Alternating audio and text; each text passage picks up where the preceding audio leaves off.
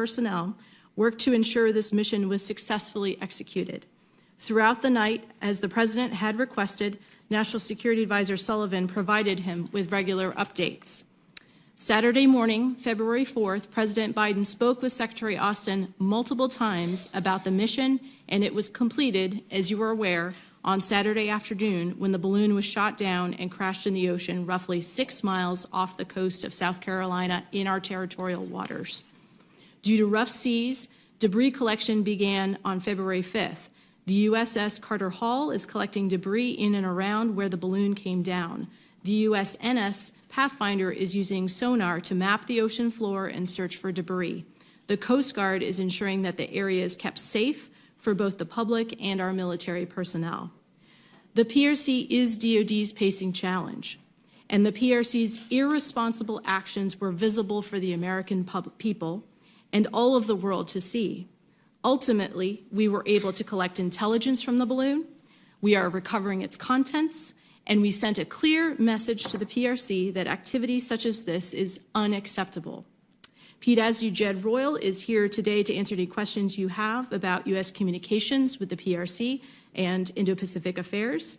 We thank you again for convening this morning's roundtable, and I look forward to answering your questions.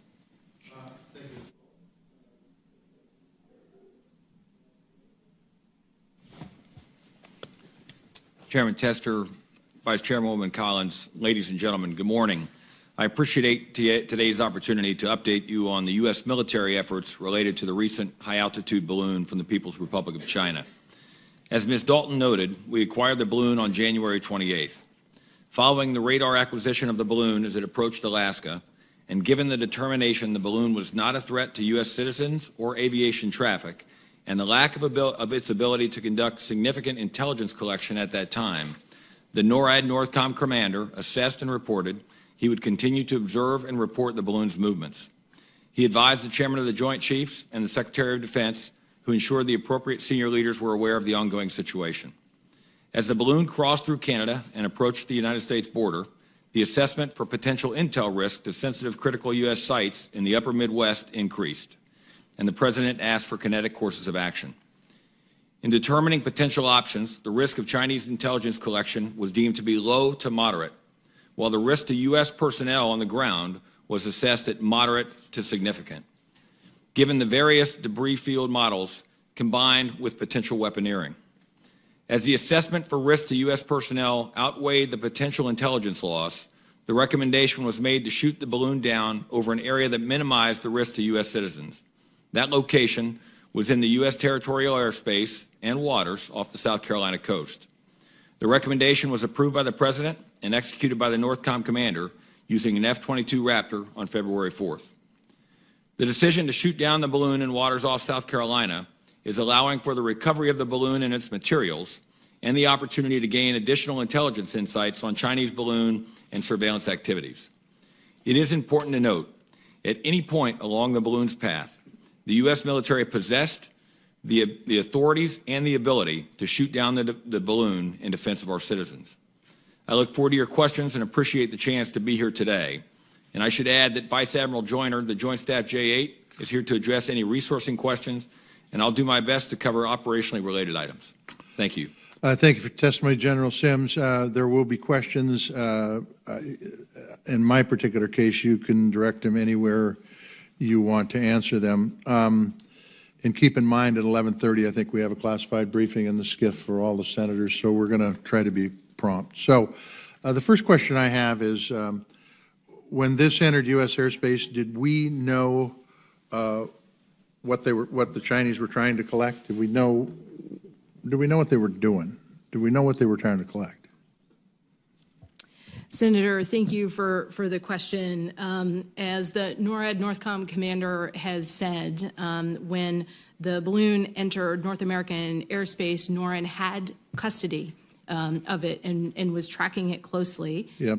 As it transited across Alaska through Canada, which is, of course, part of NORAD, and we were sharing intelligence of real time and tracking and assessing with the Canadians. And as it entered the continental of the United States, we were able to track and assess and better I understand. got the tracking, and I Yep. got that. I want to know if we knew what the Chinese were trying to collect with that balloon, with that reconnaissance balloon. Jed, do you want to jump in? Yeah, Senator, thanks for the question. We can probably get into details more in the classified setting. You in can terms just of say China's yes or intent, no. but, Sir, You don't need to get into specifics. Just, did we know what they're trying to collect? Yes or no? yes, sir, we understand that this is a part of a broader suite of operations that China is undertaking. So we knew what they were looking for. Sir, I think we should talk about this more explicitly in the classified session, but yes, sir, we understand that this is part of the broader suite of operations that China is undertaking to try and get Okay. better understanding of U.S. I got it. sir. I mean, there's all sorts of suites of operations we have with what's going on in outer space and everything. But the question is, did we know what that balloon was trying to gather? Do we know what information it was trying to gather from the United States? It didn't fly over us by accident. It was intentional.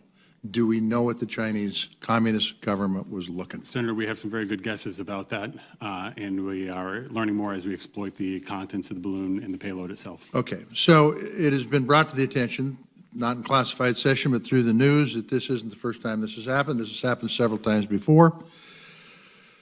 My question is if we waited to shoot this one down over water, why didn't we shoot the last ones down over water? Senator, I'll take that question. We are learning more about the balloon program. We are more aware of this balloon program in recent months than we have been in the past. So, Senator, I think that our assessments are maturing about the intent behind these balloons and the operational activity. So let me get this right. I put a lot of faith into the military leadership. I've met with a lot of generals and their top flight folks, including the ones here, and admirals. I put faith in them because I believe they know the issue better than I do, okay? So the real question here is that if we had an incursion before and we shot this one down when it hit water, why didn't we shoot the previous ones down and gather intelligence from those so we knew what was going to happen? And by the way, this is going to happen again.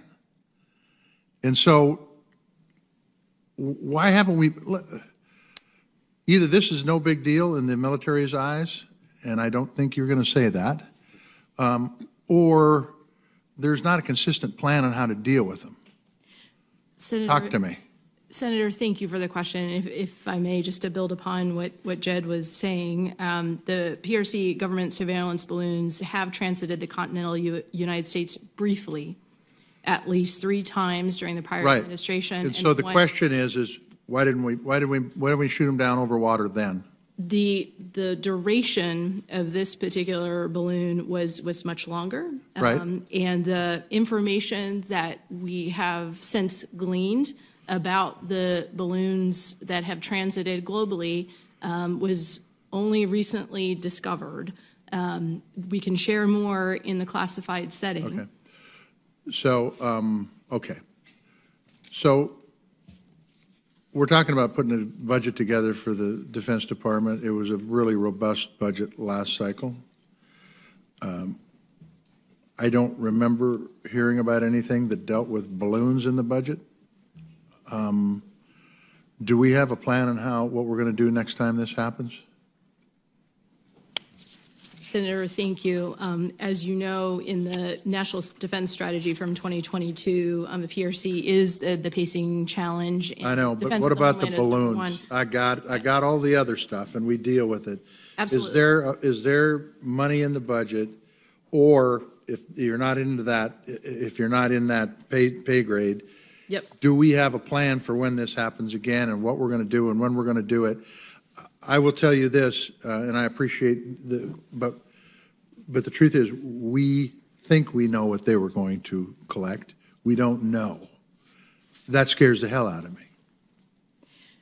Senator, thank you. It is incredibly serious, and please know, as we are recovering the balloon and learning more about it, and also kludging that with what we learned last week, we are building our understanding of what capabilities they have, what we need to do going forward. And what about, and I'm over time, and this is the last thing, so you can answer it, I hope. Do we have a plan for the next time it happens and how we're going to deal with it? Because quite frankly, I'll just tell you, I don't want a damn balloon going across the United States when we potentially could have taken it down over the Aleutian Islands, no offense to Alaska, or in some of the areas in Montana. And I understand public health, I understand doing damage, I understand that could have been a nightmare. But the truth is I got a problem with a Chinese balloon flying over my state, much less the rest of the country. Senator, absolutely. We sent a very clear message to the PRC when we shot it down in our sovereign airspace, in our sovereign waters, that has established that deterrent line. Jed, if you maybe turn to you in terms of communications with the PRC. Yes, thank you, ma'am. We continue to conduct outreach to the PRC. We conducted outreach during the course of the events last week and have attempted subsequently. Part of the plan is to encourage the Chinese administration to open their lines of communication. You can tell the folks at 11:30 that in classified session, I want to know what our response is going to be for the next balloon that comes over, military response. Sir, thank you. Susan Collins. Thank you. Secretary Dalton, according to your testimony, January 31st appears to be the first time that President Biden was briefed by the Pentagon about the surveillance balloon, which had been violating U.S. and Canadian airspace since January 28th. Are you aware of any existing Department of Defense policy to treat violations of U.S. sovereign airspace over Alaska differently from violations over the lower 48 states? Senator Collins, no, I am not aware of such a policy. Alaska is part of the United States. Then what explains that delay, days of delay? Senator, on January 28th, when the balloon entered U.S. airspace over Alaska, the Pentagon was tracking it very closely through NORAD. NORAD had custody of it, and there were communications with the White House to apprise them of the balloon's Was the president informed? I would have to defer to the White House in terms of internal White House According to communications. the White House press secretary, he was not, and according to the testimony that we heard, there were 3 to 4 days before he was informed. Senator, I would have to defer to the White House. Thank you. General Sims, the commander of NORAD and NORTHCOM recently said that when NORAD first detected the balloon as it approached Alaska, he determined that it was in fact a surveillance balloon, but that it did not present a physical military threat to North America. And he explained that he didn't take immediate action because it was not demonstrating hostile attack or hostile intent. Why wouldn't a foreign military surveillance aircraft violating U.S. airspace inherently be considered to have hostile intent?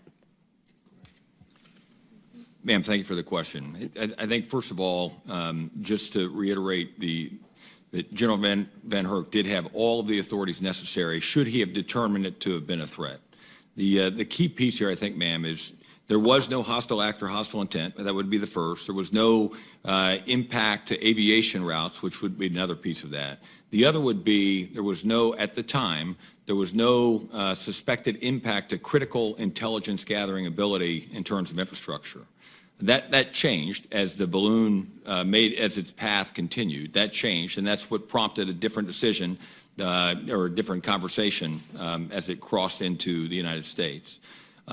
Well, Alaska has a lot of, and I'm going to leave this to my colleague, but a lot of sensitive military installations. Yes, ma'am. And the advantage of a balloon over a satellite is it can hover over those sensitive sites. Yes, ma'am. And throughout the path, and as somebody who lived for a couple of years in Alaska, throughout its path, ma'am, they were tracking exactly where it was in relation to that sensitive critical infrastructure and intelligence gathering capabilities. It was not near those locations, and as we reconstruct the path, we are not concerned with intelligence gathering in Alaska.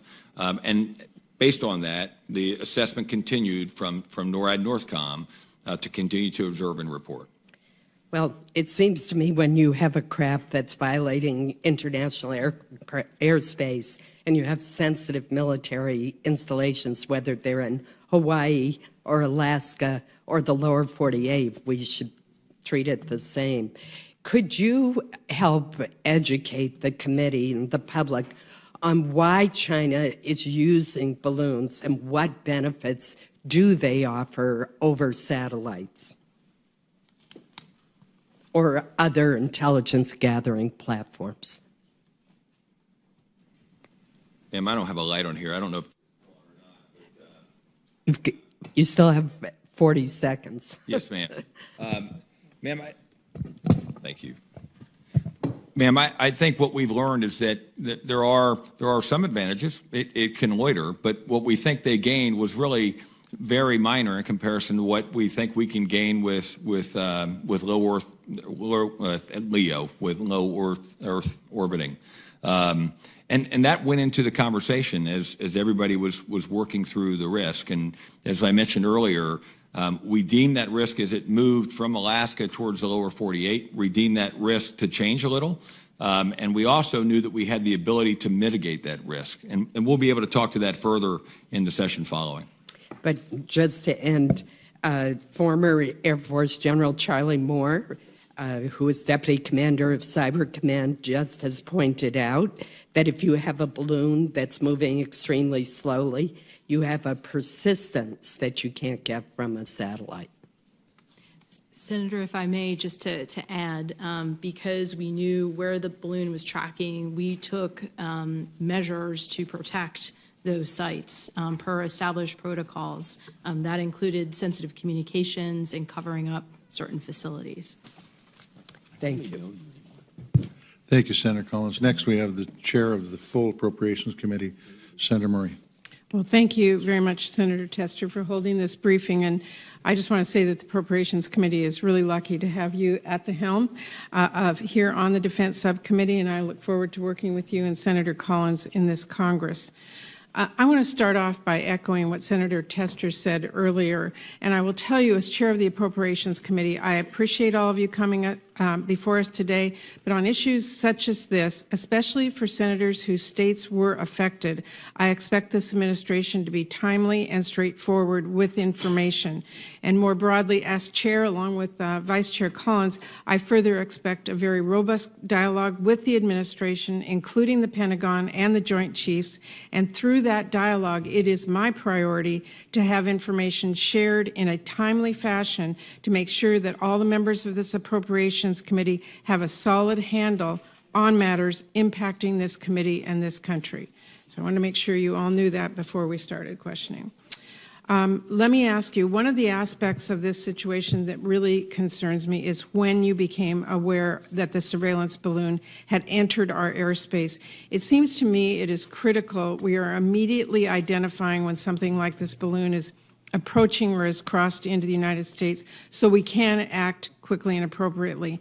And that is, of course, especially important for states on the West Coast, many on this committee, who could be the first impacted by these threats. So I want to know, as you tracked this balloon approaching over Alaska, when did you determine the threat, and did you have constant surveillance for the entire time it was in the U.S. and Canadian airspace?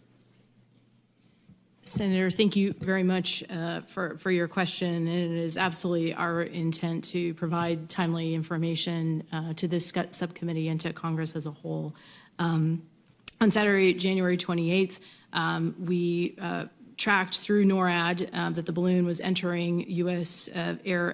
Air Defense Identification Zone and U.S. airspace in Alaska. And from there, NORAD had custody, and we were tracking it across the... Did you have constant surveillance at the entire time the balloon was... Yes, Senator. Okay. Let me ask you, do you think there's any need for additional systems or investments to protect against these high-altitude surveillance threats? Senator, thank you. I'm happy to start there and perhaps can turn to Vice Admiral Joyner as well. As General Van Herk has mentioned, the department continues to be acutely aware of the need to enhance persistent surveillance of the aerospace and maritime approaches to North America. To that end, we are working closely with our Canadian allies to modernize NORAD surveillance capabilities paced to the current and future geopolitical environment. In the near term, we are taking steps with Canada to augment the existing North Warning System, including development of a new system of sensors called Crossbow that will enhance NORAD's ability to detect approaching airborne threats. Longer-term modernization efforts include, but are not limited to, the construction of the over-the-horizon radars in both the United States and Canada to augment the existing North Warning System and enhance NORAD's ability to perform its aerospace warning, control, and maritime warning missions. Vice Admiral Joyner? Senator, we continue to modernize the existing systems that we have, so that's been an effort that's been ongoing in conjunction with this committee. In 23, significant investments in both the space architecture, which we think is key for future monitoring and understanding of our environment, both within the United States, overseas, and abroad. So, and then undersea as well, investments have been made as well to counter other threats. In integrated air and cruise missile defense, the committees and the Congress directed us to put forward an acquisition lead, and Air Force is now the acquisition lead for that effort. They're moving forward out on that mission. Army has the counter-UAS, and then the overall systems and the modernization of the over-the-horizon radars will enhance our ability to look long range and give us persistent forward look in partnership with our northern neighbors, NORAD, NORTHCOM. So the modernization is important. The existing systems can meet our needs. We continue to maintain and invest in maintaining those systems as we modernize. Well, it is really important that we all have a real clear handle on incidents like this and full situational awareness over West Coast states or the Pacific. So I know we're in open session today, but I hope all of you can brief me and my office separately on the ability and capability to make sure we can adequately identify and determine threats before they are over the U.S. territory. And let me just say this, this incident is greatly concerning to me, not just because of the breach of our airspace, but what it signals about our relationship with China, the strength of our diplomacy, and really the state of our domestic capabilities. This Appropriations Committee is going to be taking a very serious look at our approach to our relationship with China, and I look forward to working with Senator Collins and with our colleagues here on this subcommittee and others on that. Thank you, Mr. Chairman. Thank you, Senator Murray. Senator from Alaska, Senator Murkowski. Thank you, Mr. Chairman, and I appreciate that you and the Vice Chair have called this meeting so timely. As an Alaskan, I am so angry. I want to use other words, but I'm not going to. The fact of the matter is, Alaska is the first line of defense for America, right? If you're going to have Russia coming at you, if you're going to have China coming at you, we know exactly how they come. They come up and they go over Alaska. Sometimes they go on the top, sometimes they go straight across, but Alaska is it. And thank goodness the Pentagon, the Department of Defense have recognized where we sit on the globe to take care of the rest of this country. And thank goodness that we have invested the resources to make sure that we have the eyes on the skies and every place else. More fifth-generation fighters sitting there in the state of Alaska. We know that. We're proud of it. Everything that we do to stay focused, whether it's Cobra Dane out in the Aleutians, or whether it's Clear Air Force Base that has a long-range discrimination radar, or out in Greeley, where we have the ground-based missile defense, we're ready. We're ready, man. And to the point that Senator Collins makes, it's like this administration doesn't think that Alaska is any part of the rest of the country here.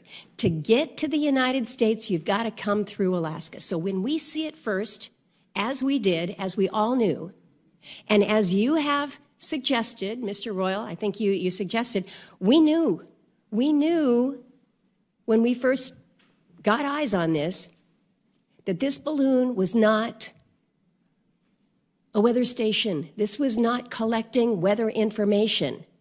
We knew that. And so think about it from Alaska's perspective. You said, Ms. Dalton, that the clear message here, we sent a clear message to the PRC when we shot this down in our sovereign waters. Seems to me the clear message to China is we got free range in Alaska, because they're going to let us cruise over that until it gets to more sensitive areas. Tell me where the sensitive areas are. Alaskans have stepped up willingly and support our military.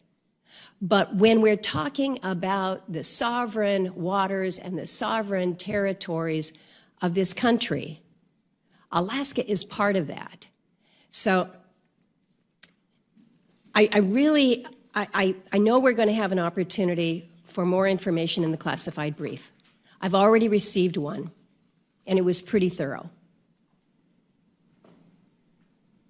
And I think that the American public deserve more than they have seen in terms of transparency about why this spy balloon was allowed to spend 2 days over our waters and over the state of Alaska, the state that is the guardian for everybody else. And you're saying that at that time, there was not a threat to Alaska citizens or assets that we have, and that the risk assessment rose later as it was coming into the rest of the lower 48 there. You know, at what point do we say a surveillance balloon, a spy balloon coming from China is a threat to our sovereignty? It should be the minute it crosses the line, and that line is Alaska. The question that I have, and I apologize that it's taken me this long to get to the question, but I'm really concerned about what we have identified as these data gaps. We know that we have seen balloons previous that were also the surveillance balloons. We didn't realize until later, because we weren't able to do the analysis until later. This committee is the Appropriations Committee. If we need to spend the money to make sure that we don't have gaps in our own data, that what we see is clearly understood, we need to know how to fund that. So, Mr. Chairman, I'm over my time. I don't think we'll get the answers that we need here in this subcommittee, unfortunately.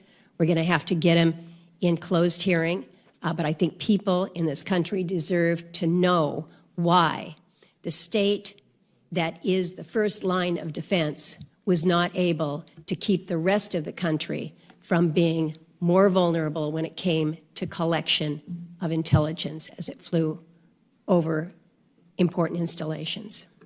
Thank you, Senator Murkowski. The Senator from Hawaii, Senator Schatz. Thank you, Mr. Chairman. Thank you, Vice Chair. In terms of the sovereignty of our airspace, is there any distinction between non-contiguous states in the continental United States? No, Senator, there's not. In terms of the sovereignty of our airspace, is there any distinction to be made in terms of international law between a brief flyover and a lingering flyover? Senator, the basis for us to shoot down the balloon where we did had a strong grounding in both domestic and international law. Yeah, I'm just trying to figure out whether if they had been, you know, let's say they just clipped the corner of the Florida Peninsula, like let's say they just, you know, go over Hawaii for 10 minutes. Isn't that still a violation of international law? Isn't that still a violation of our airspace? And doesn't it merit the same kinetic action that was taken? It is still a violation of our airspace. Is DoD policy changing in this space? Senator, what I would say is that as we learn more about these balloons, there are global activities, as we are able to assess the collection capabilities of this particular high altitude balloon through the recovery efforts. We are going to be assessing our overall posture and disposition and strategic approach. I respect the need to keep some of this classified, but we all understand that some of the desire to keep things classified has to do with not wanting to disclose to the public things that might be inconvenient politically for the department. And so it seems to me that if we now, and look, I support the actions that were taken, but I don't see a downside to us signaling to any government that any violation of our airspace that is not inadvertent, and certainly any violation that is intentional and has a military component, will be met with immediate kinetic action. And that just doesn't seem to me to be something that, that there's any benefit to keeping secret. Senator, that is not our intent, and I do believe we have sent that signal. This HAB was different than the others in terms of the duration of its flight. But that's what I'm a little, first of all, let's start with this. Did we just set a precedent? I believe we established a deterrent line. Fine. Second of all, is that deterrent line contingent on where they go and how long they linger, or just is it a bright red line called don't come into our airspace? It is when our airspace has been violated.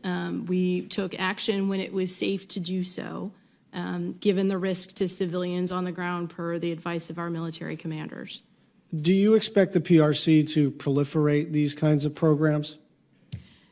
Jed, do you want to take that one? Senator, we understand this balloon program is, as I said earlier, a part of a broader suite. We understand that it is connected with a broad range of intrusive action from the PRC with its intent to coerce the United States, our allies and partners. So I've heard two different things in a public setting. One is what the vice chair said, which is the persistence at lower altitudes gives them better fidelity on photos and even, you know, other information.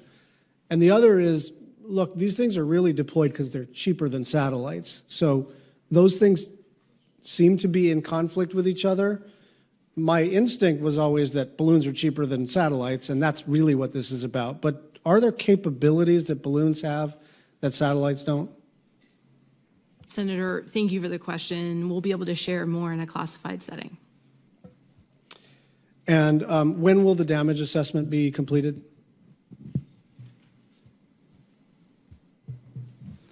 Thank you. So that's ongoing now. We continue to recover. We recover pieces each day. I think we're thinking days to weeks in terms of everything, but it does continue in conjunction with the FBI. So I would like to offer a military perspective to your comment about. Sure, you have 22 seconds. Yes, sir. So I think having been in places where once you take a shot, you can't get it back, I think it's important for us to remember that if we establish that precedent may be met, we may meet the same precedent, in which case, as opposed to thinking and looking and then reacting, we may create something in which we are, is to our detriment. Fair enough. Senator from North Dakota, Senator Hoeven. Secretary Dalton, I just was listening to one of your responses and then spoke with Senator Murkowski. If you had the opportunity to shoot the Chinese spy balloon down either over the remote mountains of Alaska or over water near Alaska, why didn't you? Why is it okay to have the Chinese fly some type of aircraft over Alaskan airspace? Sir, let me walk water to land first. The first would be, in terms of the water, General Van Erck again assessed that it was not there was no hostile act, hostile intent, or potential impact to critical intelligence capabilities. More so, he was continuing to characterize the system. And it's for us now, looking back, there is an assertion that we were absolutely certain that it was, in fact, conducting surveillance or intended to go in a certain space, and we'll talk more about that in the next session. But those were thoughtful actions. The other piece I would add, over the land of Alaska, sir, we spend a lot of time, as you know, determining where we will take a shot in combat when we're fighting people who are fighting against us, and we work our way to a near zero probability of collateral damage when we take that shot. Although Alaska is in places not as inhabited as other places, it is inhabited, and at that time, we didn't understand through the modeling, if we shot that, what it would do on the ground. Ultimately, it came back to maybe a 20-mile by 20-mile piece of ground. And without being able to clear that, we wouldn't do that in combat, sir. And I think in this case, we certainly didn't want to take that chance with Alaskans or any other Americans throughout the flight path. So we created a situation now where our adversaries are going to kind of try to figure out what they can and can't fly over our airspace. Well, maybe a balloon. What are they going to try next? UAV, UAS? Or, I mean, is that where we're at now? They're going to all try to figure. I mean, the Russians test our airspace all the time, and you scramble fighters to interdict them because you're saying nothing can fly over our airspace. That's sovereign airspace. So now we're in a new day where our adversaries get to try to figure out what you're going to let fly over and what you're not? No, sir. Sir, I think, and kind of back to Senator Tester's earlier comment, I would say, first of all, we are certainly grateful for the support from this committee and for your trust, sir.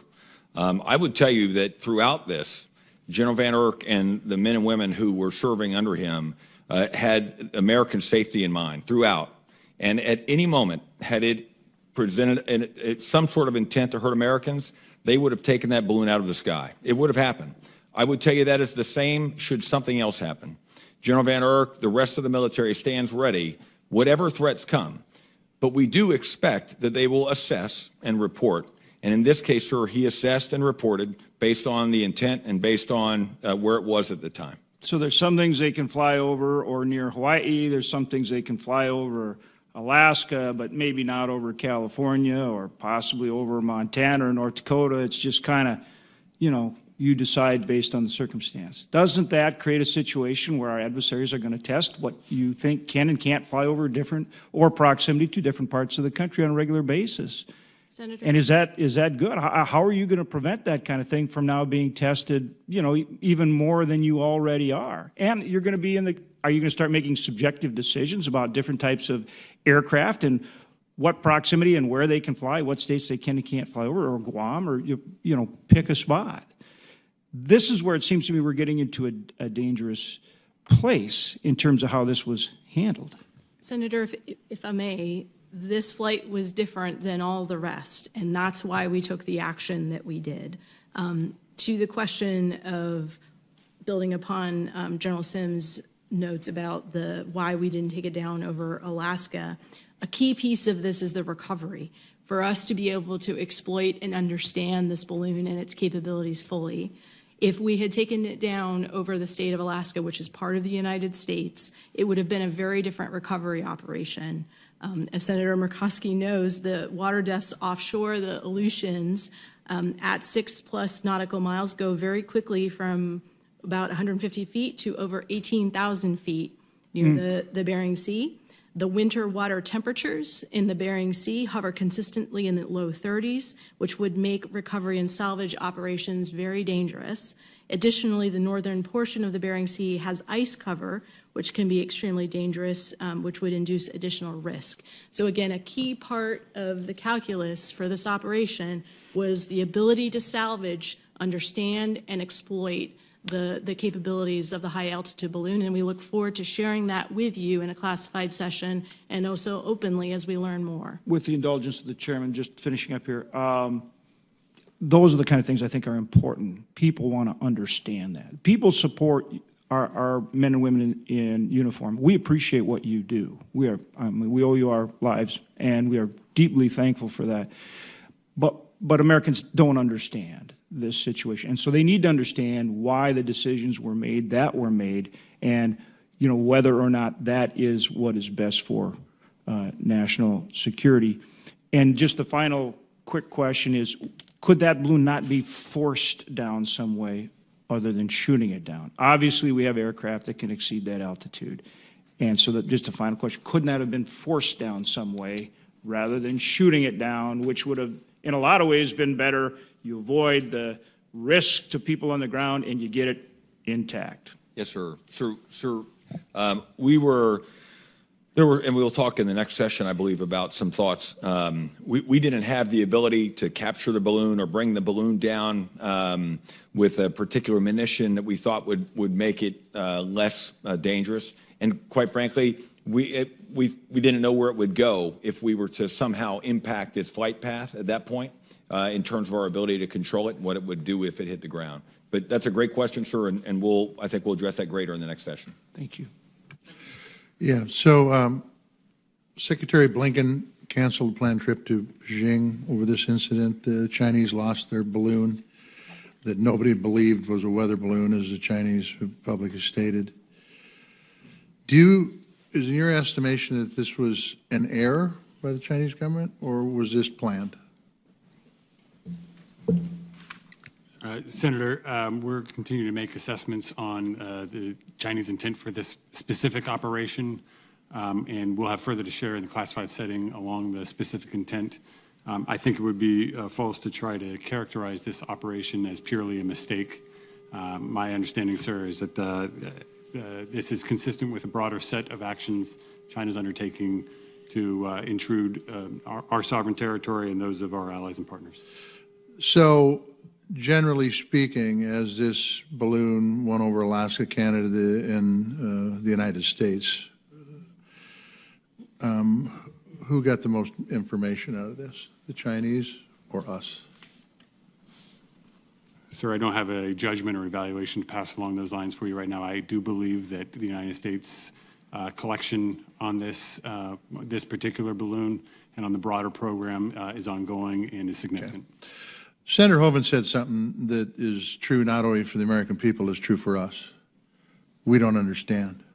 We don't understand because, quite frankly, we have been briefed in this committee over and over and over again about the risks that China poses, both economically and militarily. We know for a fact, going back to Senator Schatz's comments, that there have been brief incursions on our airspace. We didn't do anything about that. We also know that China tends to push the envelope all the time until a line has set down. It should not have been a surprise that China did this, because nothing happened before, at least to our knowledge. Nothing's happened before to them for these overflights. So the question is, and it goes back to everything that everybody on this committee has talked about, and that is, and I'm not sure you can answer it in this forum, but a violation of airspace is a violation of airspace. And to know absolutely that this was of no military threat to us, boy, I want to hear more about that in classified session too, because quite frankly, I'm not sure that you can say that unequivocally. And to the point that in Montana, for example, we have some pretty important military assets that we use as a deterrent for those folks to apparently, I don't know for sure, but apparently fly over, not accidentally, some of those, and the same thing with assets in Alaska, and the same thing with assets in the Midwest. You guys have to help me understand why this baby wasn't taken out long before. And because I am telling you that this ain't the last time. we've saw brief incursions. Now we've seen a long incursion. What happens next? I'm sure you guys have modeled that out too. Maybe, I hope. If you haven't, you should. But in the end, either China's a threat or it isn't. And I think it's a huge threat. When this budget comes forth, that Senator Collins and I and the rest of the people on this committee and the rest of the people in the Senate and Congress are going to be working on, I hope this is addressed in some line item, and not only addressed with dollars, but addressed with actions on how these monies will be put to work to make sure that this never happens again. Because quite honestly, and I get it, you guys have a tough job, by the way, and as I said in my opening statement, you guys, the folks who are the military, whether rank and file or the leadership or the salt of the earth, but we really do depend upon you to make the right decision. And I'm not sure I've bought and sold that the right decision was made, but we have another hearing that's in classified session that will take that up further. Senator Collins, do you have other comments? Just a few, Mr. Chairman. First, I would associate myself with everything that you just said and the other members of the committee. I think you hear great frustration and a great deal of concern about the message that has been sent to China. General, as I look through publicly available sources at the flight of this balloon and the bases and sensitive military sites that it passed over, its flight pattern clearly is not accidental. Would you agree with that? Ma'am, I honestly, I do have some thoughts on that will be in the next session. But you're right. The flight path took it over areas that we would think were concerning, and we are pretty certain we mitigated those, and we'll discuss that in the next session. Okay, I look forward to hearing the specifics on that. I want to go back to Senator Murkowski's point about Alaska. The U.S. airspace over and around Alaska is known as the Alaska Air Defense Identification Zone. It is a huge swath of airspace that includes the airspace over territorial waters, military training ranges, and very sparsely populated areas. And that is why it is so hard for us to understand why the balloon wasn't taken out over Alaska. It's sparsely populated. There are territorial waters. It's a huge defense identification zone. It has bases. It has sensitive aircraft. It has military equipment that is of great interest to the Chinese for the exact reasons that Senator Murkowski said. And yet the statement was made that when the balloon was over Alaska, it did not show evidence of hostile intent. Help me understand that. Why was it there?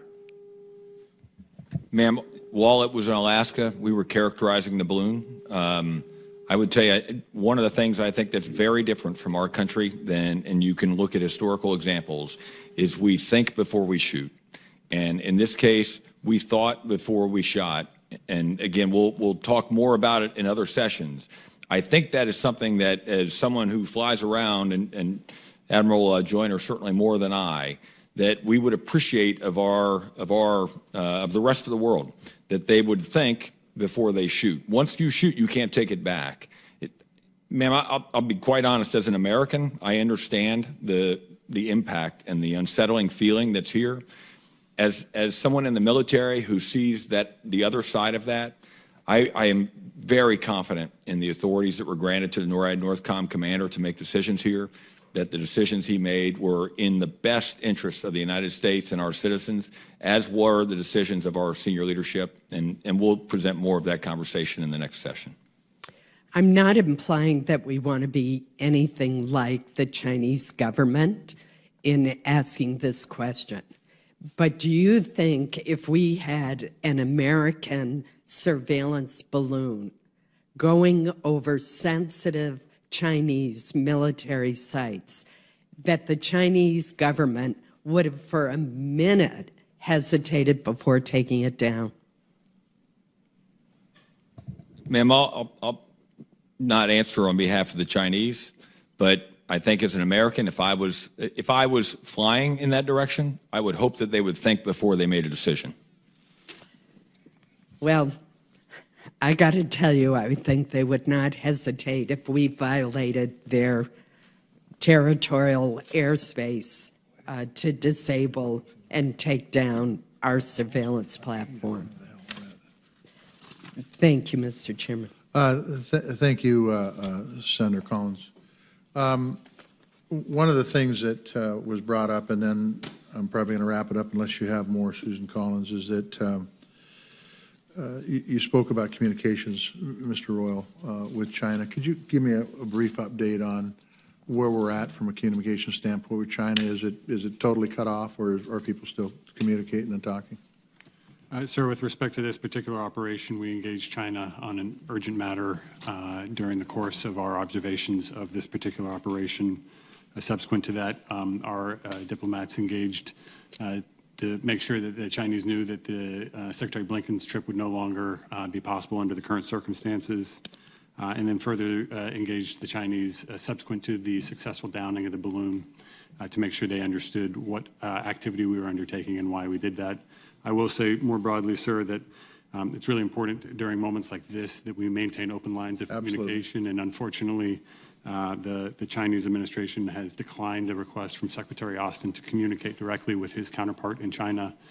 We believe that China needs to be more responsive to the United States when it comes to requests for further communication. I couldn't agree with you 100%. And the fact is, they're the ones that violated our airspace, and they should be open to communications because it was a serious violation, and thinking everybody's opinion.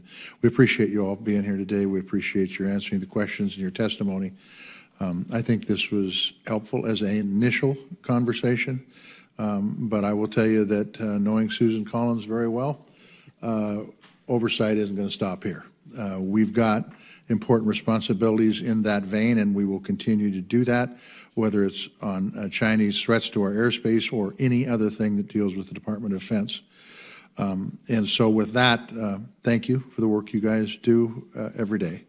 This Defense Subcommittee will reconvene on Tuesday, February 14th at 10 a.m.